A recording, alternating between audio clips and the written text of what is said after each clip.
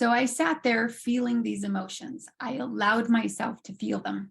Because, like I mentioned earlier, when a child feels something, it encompasses their whole world. It is everything. It's very, very real. And those emotions are deeply connected to that experience. So I allowed myself to sit there to see what was being said in the experience and to even imagine how I felt by what was said. And I acknowledged to myself that that pain was very real. I imagine listening to my inner child with this compassion and hearing all of the hurt that she had felt in that experience. After you recognize what you're feeling, other questions you might consider ask, why does it hurt? What I believe is that when we experience emotional pain, it's because we are believing a lie.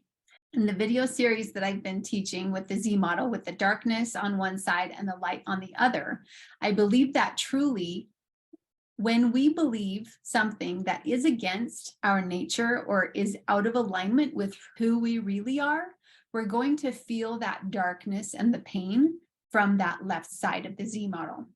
And in order to figure out how to heal that, how to remove it and let it go, and then transfer it over into what is the truth, look at the powerful positive opposite that's going to help you to understand who you really are. I also believe that those lies inside of us that we believe that cause the pain are a mask of some sort, like a cloak that stops us from seeing the truth of who we really are. It's that foggy, dark glass that we sometimes see in a distorted way. When we can take that lie and we can see beyond it into what is true, then that allows us to know who we really are and to find that power and truth inside of us.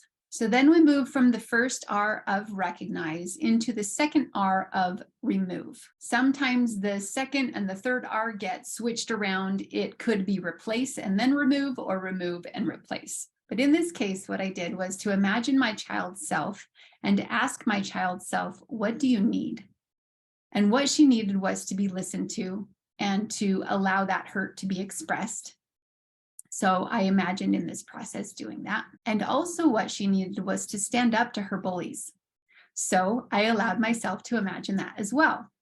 I imagined that little girl telling her bullies the truth about who she really was, about the way that she was loved no matter how she looked on the outside, but she was valuable because of who she is on the inside.